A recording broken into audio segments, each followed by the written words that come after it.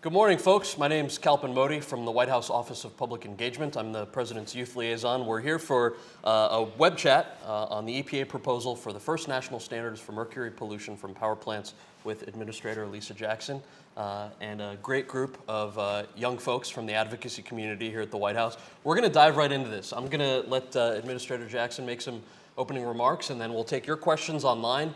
If you go to facebook.com/WhiteHouse, you can send us your questions, just post them on the White House Facebook wall, and we'll also take the questions from the folks in the audience today. So let's get started.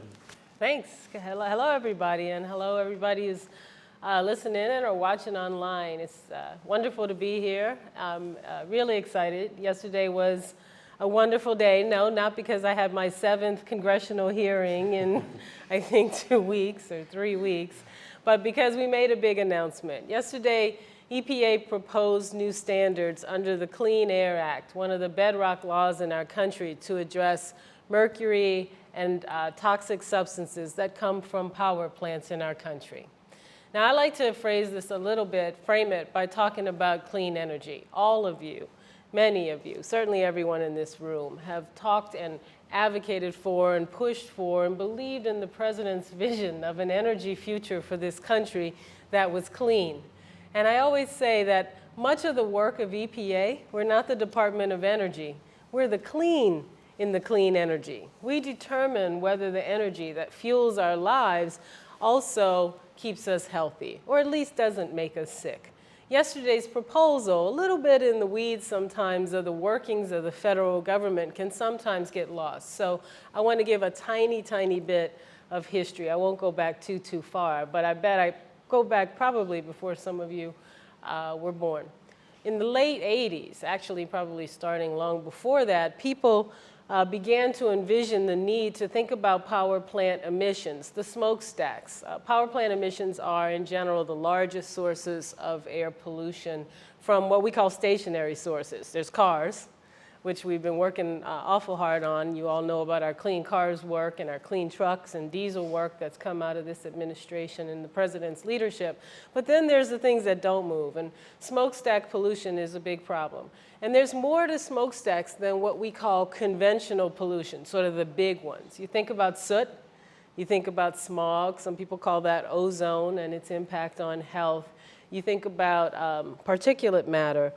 You think about carbon monoxide. All those are what we call conventional pollutants. But by the late 80s, we knew that that was just part of the dirty energy picture, if you will. The other problem were what we call toxic pollutants. Oftentimes things that you know when you hear aren't good for you. Mercury, which is a neurotoxin, ends up depositing in waterways, stays fairly close to the communities where it's deposited. Some gets into the atmosphere, but a lot of it ends up depositing back into waterways, is a neurotoxin. You know, specifically toxic to brain and brain development. So for pregnant women, for young children, it literally can result in learning disabilities, lower IQ. Arsenic, which is a known human carcinogen.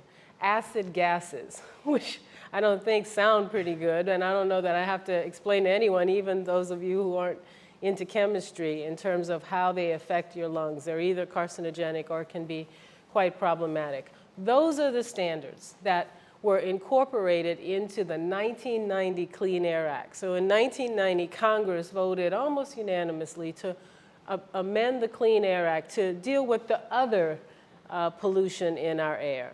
The standards didn't get promulgated until yesterday. They were promulgated before in the Bush administration and turned over by a court, found illegal because they traded pollution. And I'm not sure any one of us would want to be on the losing end of a trade that ends with more mercury in your community. So the standards that we proposed yesterday are still a proposal. They go through open public comment, but there's a couple things you need to know. They are based on technology that is achievable, primarily American engineered and innovated and built, and on use in almost half of the coal-fired fleet already in this country. These aren't pie-in-the-sky technologies to deal with mercury and acid gases and cadmium. They're on the ground in use today, right now. and they have another huge byproduct, another benefit. They also end up dealing with fine particles, that which we call soot, some people call black carbon, very fine particles, which are killers. Most of the pollution we deal with makes you sick, and over time increases asthma attacks, means more heart attacks, means lung disease, means bronchitis. Particulate matter is a killer. We know it results in hundreds of thousands of premature deaths, and the rules yesterday addressed that. The standards that we put out in proposal will be finalized by the end of the year or early next year. Then when they're finalized, companies have 3 years to put them in place. This is a pretty aggressive set of standards under the Clean Air Act because these are pretty harmful pollutants. They can get an extra year, so 3 to 4 years. When they're in place, we estimate 17,000 premature deaths each year will be avoided. 11,000 heart attacks avoided, 120,000 asthma events avoided a year because of the pollution that won't be in our air. If that's not a huge part of the clean energy picture, I don't know what is. So I'll leave you with that thought, that I know you work and talk and think and hope to work someday in the clean energy space. Remember that what goes into the air, what goes into our water, is what, or more importantly, what doesn't, is really what makes energy clean. Thanks. Thank you. I'm going to start with one question that I think we've seen a trend in, and then I think a lot of folks are wondering on the broader youth engagement piece, which is, especially the last 2 years, we've seen incredible successes because of young people. So Right. what's going on in Darfur, what's happening or what happened with Don't Ask, Don't Tell, with healthcare reform, with student financial aid reform. Certainly there's a lot more room to grow, but these are major, major successes that young people have fought for decades to get done. This sounds like another one of those successes. So can you talk a little bit about the role that young people played, particularly youth advocates played in helping move this along? Absolutely. Yeah, it can't be overstated how important your advocacy was. I think it is not an understatement to say it's this president, his administration's support for doing the right things by these rules. Remember what the president said in the State of the Union address this year. Listen, we want smart, efficient, lean government, but we also want clean air. Americans have the right to clean air, all Americans, not just some communities. We want to continue to have our legacy of clean water. Many of you were lucky enough not to have to fight the fights to get the Clean Air Act passed. But believe me, you were instrumental in getting the Clean Air Act to be more than words on paper. It's wonderful to have a strong law, but without an administration, without a government that supports people's health, this is a public health statute that fights to ensure that reasonable investments are made. And by the way, you will hear lots of things about what these rules cost. This is an expensive rule that's going to be implemented over time. EPA's models show that the health benefits are 10 times the cost. So for every dollar that's spent here in America, hiring a worker, an engineer, a technician, an operator, a boilermaker, a pipe fitter, someone to do this work, there'll be 10 more dollars that someone doesn't see in avoided health care costs. That's your legacy. And we take one day to look at the victories. I think this one deserves a lot more than that. So thank you all. Who's got a question for the administrator? No one wants to go first? All right, I'll take an online one. I'm going to call on you in a second. This was submitted online from a woman named Kate Bromley.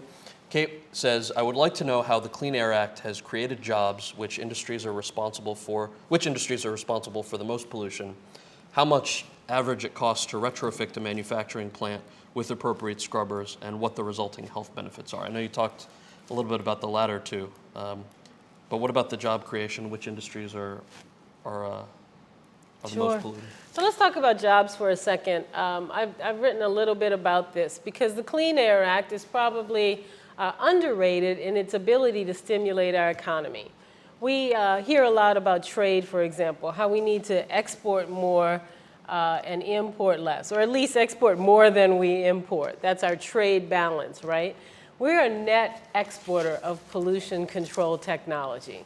Part of the reason is because we've got 40-year-old laws like the Clean Air Act, the Clean Water Act. We've gotten pretty good in this country that if we know there's a pollution problem, be it ozone, be it mercury, be it a drinking water issue, our engineers, our innovators, our scientists, our private sector develops solutions. And then the rest of the world says, hey, I'd like some of that too, and we sell that.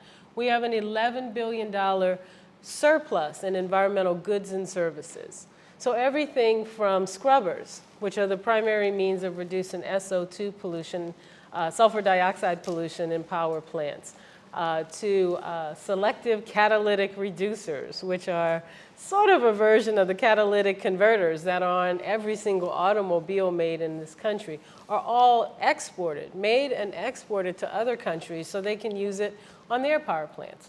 You asked about what industries are affected. The rules yesterday affect the power industry, primarily those power plants that burn coal or oil. Now, about 40-some% of coal-fired power plants have already dealt with these rules. They saw them coming. They read the 1990 Clean Air Act like anyone else, and they made investments to clean up what comes out of their stacks. All we're doing is suggesting that it is past time that we had a national standard so that everyone plays by the same rules, and that in effect, those who have been putting off investing in their fleets don't continue to get a competitive economic advantage as a result. We estimate that because these are phased in over time and because electric utility prices are determined by a whole range of issues, we're probably talking about $3 to $4 a month, according to EPA's estimates, impact on utility bills, and it can be less. Who's got a question? Go ahead. So this is obviously a great step towards making these power plants healthy and healthier for our communities. But I think that this dirty and dangerous energy is dirty and dangerous from start to finish. So I'm wondering what the EPA is going to do to stop mountaintop removal and ensure that the extraction of this energy is also made more safe for our communities. That's a big question. So mountaintop removal, I'm going to tell people what that is just in case everybody's not into that issue, is in parts of Appalachia, there is coal mining, which essentially, because a lot of Appalachia is mined out, they're going higher and higher up the mountain. So they use explosives, take the top off the mountain, essentially level it, recontour that space. And the concern we have, besides the fact that there's tremendous deforestation that happens as a result of that, is the impact that's now shown to be happening on water quality. Scientists, peer-reviewed scientists, external journals, internal EPA scientists are coming to the same conclusion, which is that because they dump all that residue into mountain streams, it's having an irreversible impact on the health of those streams. And it's sort of, it's a bad analogy, but it's sort of the canary in the coal mine. We're starting to see it now at the ecosystem level with the critters that live in the stream, the salamanders and small critters. But that is just the first step towards the degrading of what in many cases are pristine streams. They're the beginning of the watershed as the water trickles down. When President Obama was elected, EPA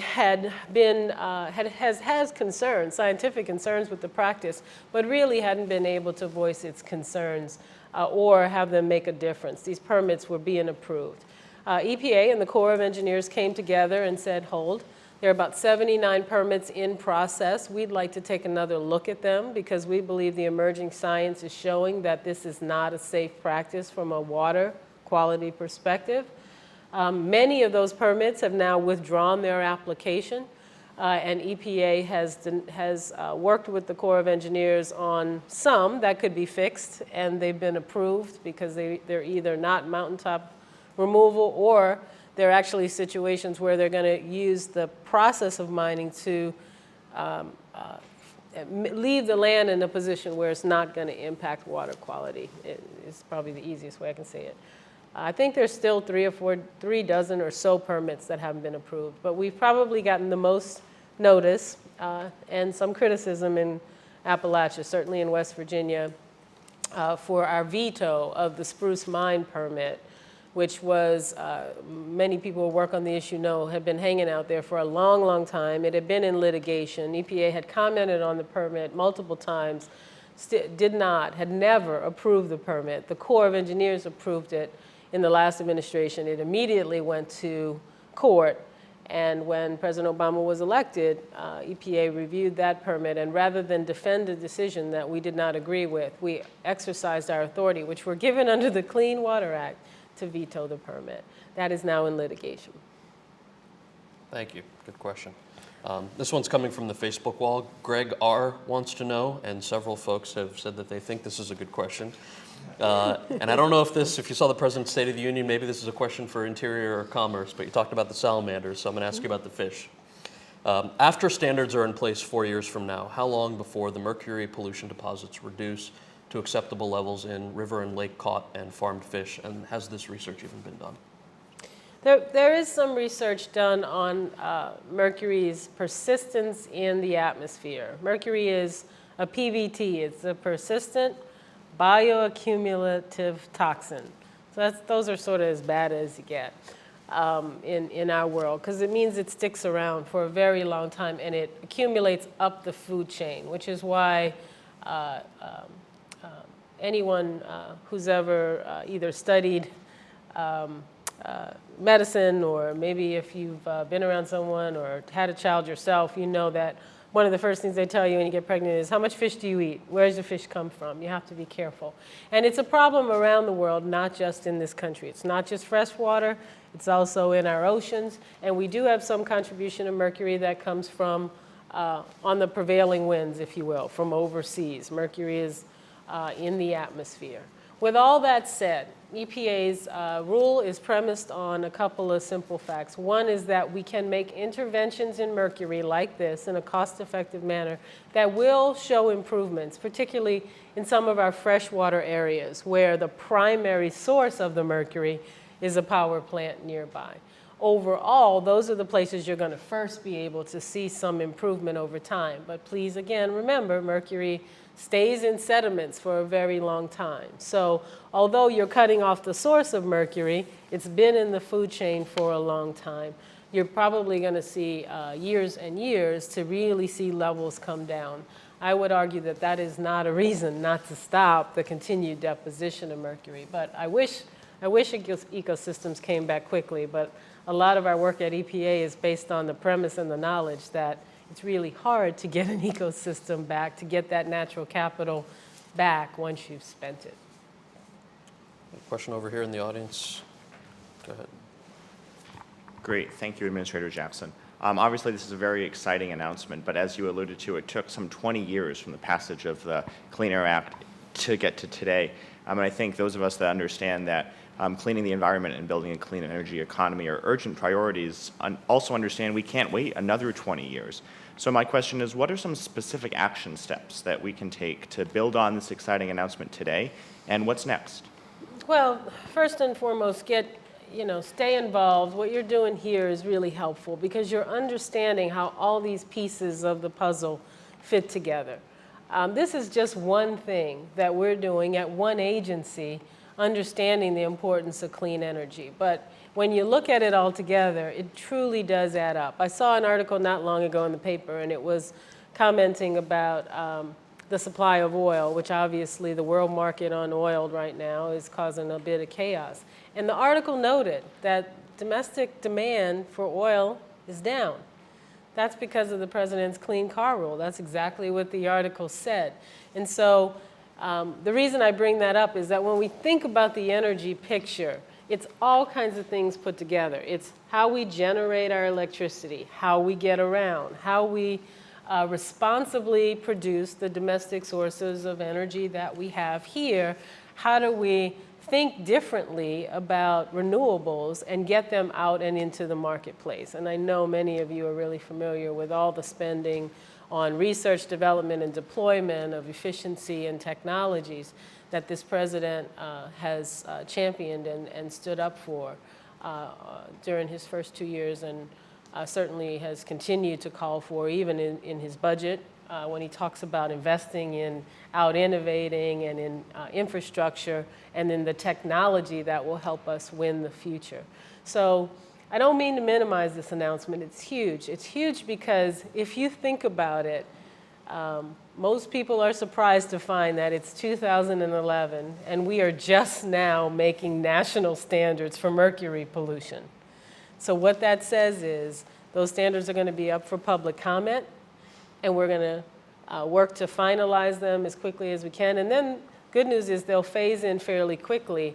And my belief is that we'll see investments in our energy system, in our generation system, that will happen in response to this and other things that the president's been planning for a long time. So this is just to help you understand one small piece of a much, much larger picture. We have a few questions on this topic, some a bit more cynical than others, but the topic is the same. So I'm going to read two in particular. Okay. Ralph Gentles is saying, if you're so concerned about mercury, why are you forcing CFL bulbs on us? How much mercury is going into landfills from these bulbs? And then another question on the same topic, a bit more balanced perhaps, how do mercury concerns factor into the current debate in Congress over incandescent versus CFLs in terms of looking out for young people, the life cycle and costs, mercury and GHG emissions, and how do we discuss these issues here and with Congress? Yep. Okay, so when you think about mercury, just mercury, and these rules are about much more than mercury, and cadmium, and arsenic, acid gas, and dioxin, and all kind of toxics. But let's just focus on mercury. And because I'm an engineer, let me get wonky for a little bit and say how you define the problem, how you ask the question, has a lot to do with whether you get the facts, and facts really matter here. Okay, incandescent bulb, highly inefficient. The vast majority of the energy used in an incandescent bulb is wasted in heat, not in light. You don't get light from it. That's why they're very, very hot. Everyone, I think, accepts that as a scientific fact. CFL bulbs, much, much more efficient, last much, much longer, have a tiny amount of mercury in them. So, like anything that contains a tiny amount of a substance, you can't be exposed to it unless it breaks. Humans do make mistakes, but just think about that. So tiny amount of mercury over here. Let's go back to this incandescent bulb for a second. Okay, it's not running by itself. It needs power. You're plugging it in somewhere, whether it's a light fixture or connected to the larger building, right? Where does that power come from? A power plant of some kind. There are all kinds of power plants. Some burn coal, some burn oil, some burn natural gas, some are nuclear, some are solar, some are wind, right? So since about 40 to 50, depending on whose numbers you use, of our domestic power comes from burning coal, much, much more mercury is ending up in our atmosphere, tons and tons, from plugging in an inefficient light, because you need so much more power to make it go than if you buy a CFL, which is much more efficient, and you're careful with it. Now, if a CFL breaks in your home, because it does have a small amount of mercury, please go to EPA's website or probably your state government's website and learn what to do to make sure you don't make that mercury volatilize. Essentially, you don't want to sweep it all over. You want to try to vacuum it up and get it up and then dispose of it. And there are guidelines for that. But if you're really going to ask the question about mercury, you can't compare the amount of mercury in a bulb with an incandescent. You have to look at the process and understand that when you talk about which lights you choose, that's a matter of efficiency. When you talk about emissions from a smokestack that are totally controllable with current technology, all we're asking utilities to do is make the investment. And guess what? Many of them already have. So it's not impossible. I've seen utilities do it, and I've seen their rates actually go down after they've invested in cleaning up their emissions. Utility means useful and good, and dirty air is not useful, and it's not good. Take another audience question. Oh, you're over there. All right, go for it. Thank you. Administrator Jackson, just first, thanks so much for your excellent leadership on these environmental issues. We really appreciate it, and all of your support for the environmental movement in general, such as coming to PowerShift next month. We really appreciate that. But then moving forward, you talked earlier about this new announcement saving tens of thousands of lives every year. Given that that is such a pressing dilemma, can we count on the Obama administration and Obama himself to veto any attempts or attacks on the Clean Air Act or on the EPA's authority to regulate greenhouse gases in general? Thanks. Well, you know, I was thrilled. I was walking into the announcement for this proposed rule yesterday, and I read the White House spokesman's statement on current efforts right now on Capitol Hill to remove, to gut the Clean Air Act, to change the Clean Air Act, to take greenhouse gases out of the mix. So this proposal doesn't address greenhouse gases, but it addresses many of the plants that are the largest contributors to greenhouse gases on the stationary side, that being power plants.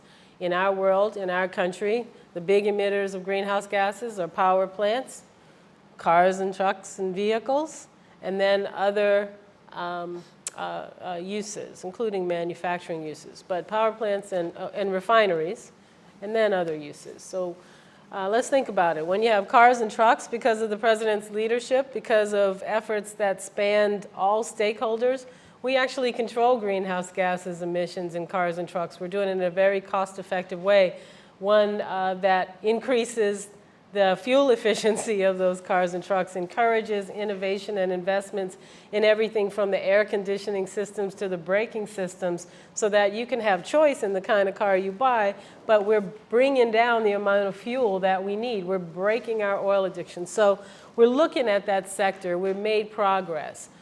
Here's the power sector.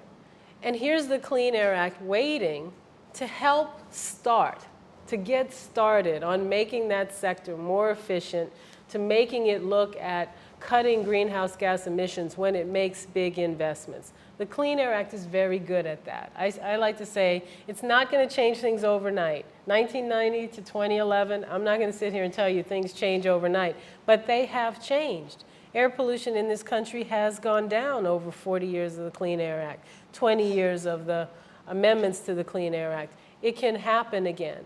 Yesterday's statement by the White House was that the president does not support and is against any effort to gut the Clean Air Act so that polluters have absolutely no restrictions on the amount of carbon pollution that they put into the air. If this happens, there will be absolutely nothing that our power sector, one of our very largest sectors of greenhouse gas pollution, will have to do. It will be unchecked, unreined in. And I don't think that makes a whole lot of sense, especially since most of the requirements that we're asking them to look at, in fairness to them, you can't control greenhouse gas emissions at the stack. The technology is not there yet, but you can be efficient. You can do what we do with the light bulbs. You can say, I can make my boilers more efficient. I can find ways to use my steam in combined heat and power plants. I can find opportunities to squeeze every bit of energy out of the fossil fuel that I do have to burn, whatever that fossil fuel might be. And of course, I can invest in renewables, which is a good thing. Thank you. Good question. So two more. These are more sort of state-focused. Rick Dunn and Carolyn Collier are asking two separate questions on a related topic. Rick wants to know, can you comment on the proposal for copper mining in northern Minnesota and the elimination of EPA regulations? And similarly, on the state level, Carolyn wants to know, why doesn't every state have mandatory emission testing? And how much are we on board making new energy like solar now? Well, let me start with Carolyn, because Rick, I'm going to have to get your contact information and have somebody email you back some details on the copper mining. I know there's been a couple of specific cases. One I'm aware of, I think it's in Minnesota, on tribal land, has to do with some tribal resources, but I don't think there's much EPA jurisdiction there. But rather than give you bad information, why don't we get Rick's and I'll give you all an email address and a website at the end so you can stay in touch with us. So that'd be great. Rick, stay tuned for that. So Rick, yeah, we'd like to get your answer. For Ms. Collier, Carolyn, you're asking about emissions tests. Every state in the country does have to do emissions testing as part of, guess what, the Clean Air Act. Most states run the Clean Air Act for the federal government. So if you happen to decide to open a business someday in the near future and you need a permit, you're going to apply to your state permitting authority more than likely. It's not going to be an EPA permit that you need. And part of what the Clean Air Act requires is that states set up a system of monitors to determine the general health of the air, whether they're in attainment for federal standards for smog. Are they in attainment for federal standards for carbon monoxide? Are they in attainment for federal standards for fine particles? All those things we've been talking about. So there are monitors out, and if you go to EPA's website, you can look at where the monitors are in your state. You can click on our website, go to our air website, and look under monitoring and find those monitors, and then it'll probably link you to your state website so you can see that. Carolyn, you might have been asking about greenhouse gas emissions testing. And there, it is now required that all large emitters of greenhouse gases report their emissions annually to the EPA. And then we put that information out as well. I have to say, there are some efforts in Congress. This one really blows my mind, to stop just reporting on greenhouse gases. Knowledge is certainly the first step to understanding the scope of the problem we face. Lots of folks are able to know what their greenhouse gas emissions are, because if you don't monitor it, you can calculate it simply by knowing how much fuel you use. It's a pretty simple calculation. And so we're hopeful that that doesn't become the law of the land, because I think we work so hard to get a reporting rule that doesn't put a huge burden on businesses, but gives the public the right to know where greenhouse gas pollution is happening, and frankly, where we're making progress and where we're not. Great, thank you. We had a question from a young lady over here, I think. Just give us a second, we'll bring the microphone around so the folks at home can hear you. Good morning. My name is Sasha Jones, and I come to you by way of Atlanta, Georgia, at Spelman College.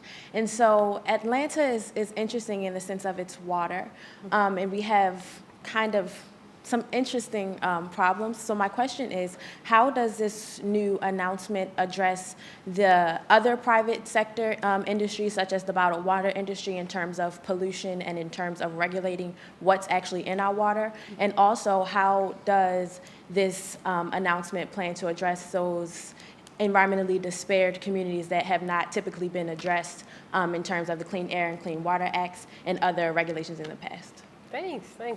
So this announcement it's a Clean Air Act announcement. So to the extent that what's in the air deposits into our water, mercury is a great example of that. There will be some benefits for our rivers, our lakes, and our stream. For people who love to fish, who love to eat seafood, all those things, there are benefits there.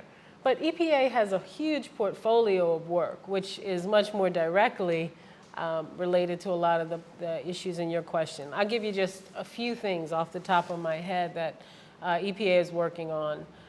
In Atlanta, certainly one of the issues has been how we handle wastewater, sewage, basically. And like many older cities, including Washington, D.C., sort of the state of practice 100 years ago when cities were building their infrastructure or more was you had storm water when it rained, and you had sewage water from people's homes or businesses. And when the system got taxed, you just combined all that, and raw sewage flows into our waterways. Atlanta is to be heralded, to be congratulated, because they've taken a leadership role on trying to address that issue. It is now against the law to discharge raw sewage that way, but the federal government understands that you can't just change hundreds of years' worth of infrastructure overnight. So Atlanta, like many cities, has a federal consent decree to address addressing raw sewage, ensuring that it doesn't enter waterways when it rains. That's a huge issue and one to be commended for. The other thing that's really neat about Atlanta is, of course, that it's a growing and developing metropolis with lots of stormwater issues that come along with that. The stormwater's not neat, but Atlanta is certainly growing leaps and bounds. So whether it's the rainwater that comes off the highway system, the rainwater that comes off of urban and suburban development, all those issues are being dealt with by the city as part of an integrated planning process that looks at what we call point sources, pipes, and runoff pollution as well. And EPA is working pretty hard with Atlanta on that. Of course, Atlanta had the drought, another good example, several years ago. And so I think one of the things that came out of that was an understanding of the need to conserve water and understand Atlanta's place in the watershed, especially when it talk about states that are downstream of Atlanta, who felt that they were going to be suffering if there wasn't an abundance of water. Last but not least, EPA understands that just like with the Clean Air Act, the key to the world's water problems, and the world will have water problems as the climate changes, is going to be innovation. We have to find cost-effective, sort of sustainable solutions to deal with delivering clean water to everyone. Certainly everyone in our country, that's EPA's job, but again, we'll be exporting the technologies we use here because much of the developing world, I just got back from a trip to Africa a few weeks ago, my very first time to the continent. Much of the developing world is looking to us and our entrepreneurs and our businesses to help them as they watch their climate change and watch water as such a stressor in their communities. So EPA's lab in Cincinnati has a water innovation cluster. Actually, there's work going on at Spelman, you may well know about it, around water, and an innovation hub of activity that's going on around the AU Center and the campus down there. There's several popping up around the country, and it's really cool because private sector investment is right there because they see the opportunities to make money out of the world's growing need for clean water. Great. How are we on time, Nikki? Good for a couple questions? Okay, so we have one more here Only from... easy ones. Easy ones? This one is pretty straightforward because I know you talked about it a little bit. Patrick Parrish wants to know, how is this announcement, your announcement yesterday, how is it supposed to bring jobs back to America? And is there a provision for removing fluoride and uranium reported to be in the water in certain areas? Oh, okay. So how does it work for jobs? And then we'll do the uranium and fluoride issue separate. It's good for jobs because I want you to think about the power sector. We hear a lot about our jobs being exported overseas, about manufacturing just getting up and leaving. Okay, the one sector that can't go anywhere with our 300 million people is the power sector. We need power here. We need power to run our homes and our businesses. We need affordable power. One of our strategic assets as a country is that we do have an abundant supply of affordable power, affordable for most people. Certainly in these times, utility bills, we'd all like them to be lower, but we are blessed in this country to have it. What we're doing is saying, let's invest. It's an infrastructure investment, if you will. Our power system is old. Many of the oldest coal-fired power plants date back to the 30s and the 40s and the 50s, before anybody thought anything about a Clean Air Act or understood the direct correlation between how much mercury is in the air and what that means for levels in fish and what that means for our blood levels of mercury. So what we are doing is requiring, through updated Clean Air Act standards, investments in public health. Those investments will play out in scaffolding that you will see around power plants, where now CEOs and if they're municipally owned utilities will need to look at their fleet and say, okay, this plant's not going to make these new standards. What investments need to be made? There's been lots of question about whether that means these requirements necessitate a switch from one fuel to another. Some people have said, well, does this mean everybody has to get off coal? No, it does not mean that. If you're burning coal, coal has its own concerns from a greenhouse gas perspective, but coal can be controlled at the stack for mercury and these other gases. So you need to invest in the plants that are out there to bring them up to speed. There are other rumors out there, well, that means people are just going to shut down huge amounts of power plants, and we're going to have concerns there. Our modeling shows that that's not going to happen.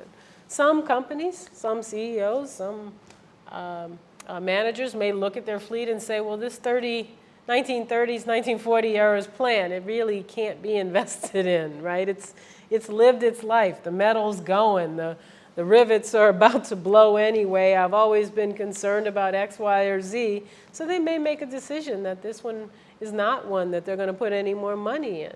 In those cases, there are huge opportunities to deal with the actual surplus of generation capacity we have in this country right now.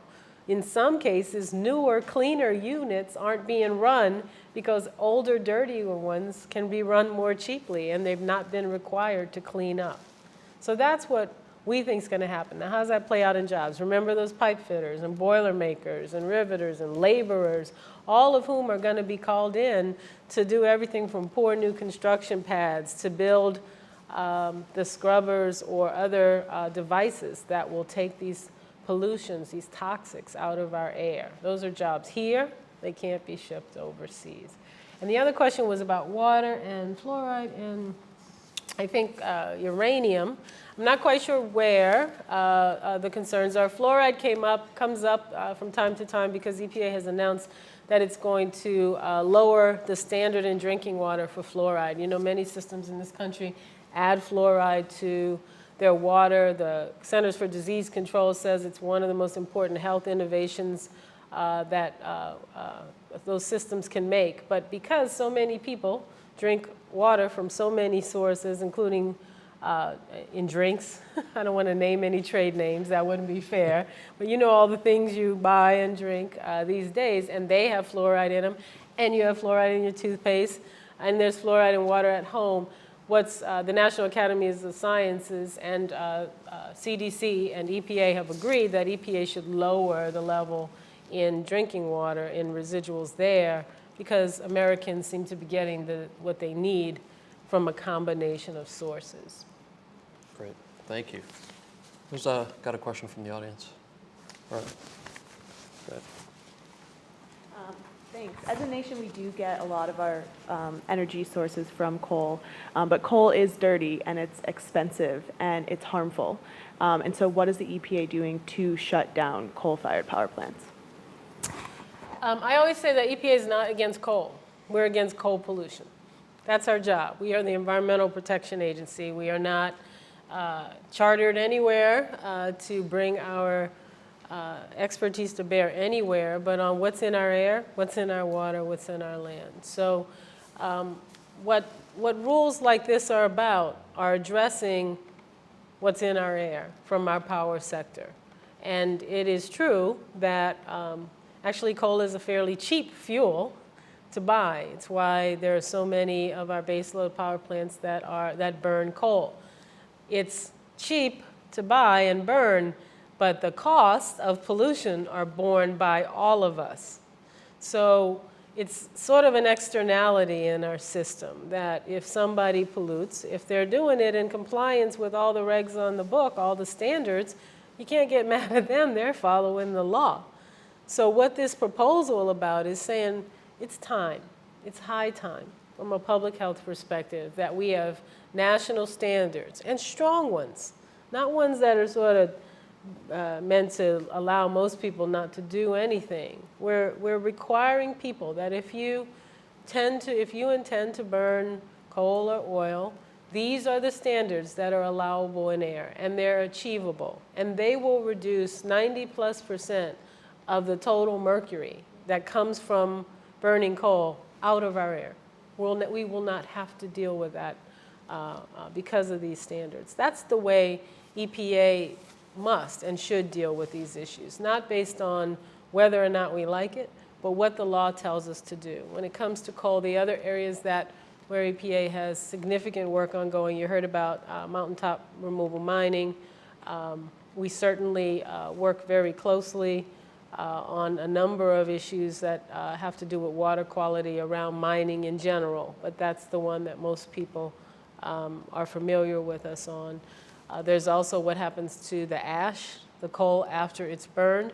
EPA proposed the first ever national standards for regulating that ash after the terrible tragedy down in Tennessee, where we saw billions of tons of it in waterways. That cleanup continues. So we have not finalized those standards, but we are committed to having national standards for coal ash because you do need to look at the life cycle of coal. And of course, last but not least, from the greenhouse gas pollution side, again, these plants have absolutely no check on the amount of carbon dioxide pollution that they can emit. I think you can use the Clean Air Act sensibly. You're not going to see some overnight where all of a sudden everybody says no coal. You're going to first see a rigorous insistence on efficiency, on looking at efficient plants.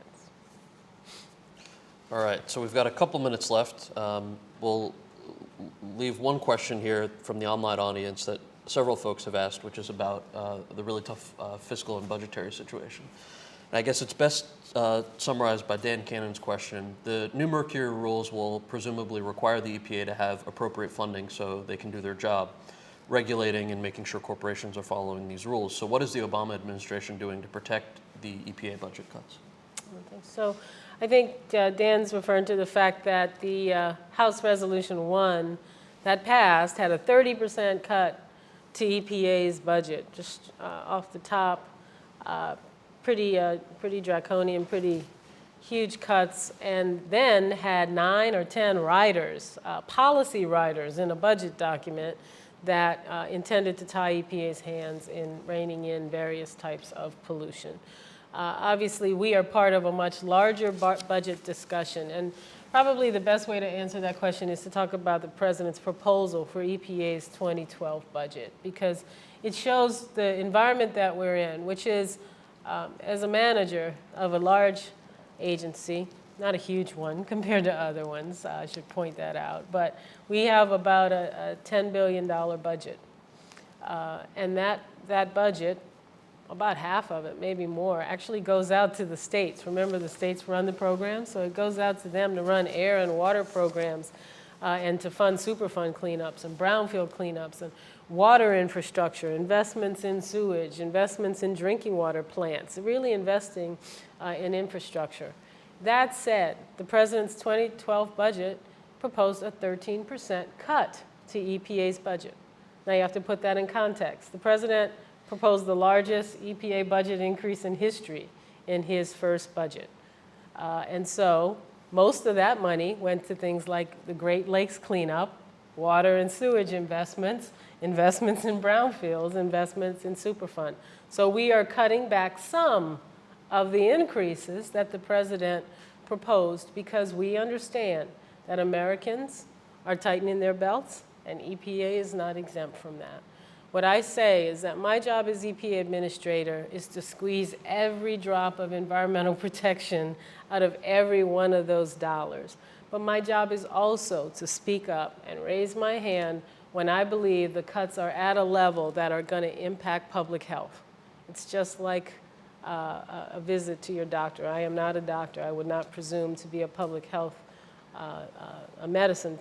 medical doctor, but it's the same. It's my job to say whether or not cuts will impact the health of Americans because air gets dirtier and water gets dirtier. And my belief is the President's budget is a reasonable trim. There are some tough cuts in there. There are cuts to water infrastructure investments, but they're based on the knowledge that the President made a huge investment in water infrastructure in the Recovery Act.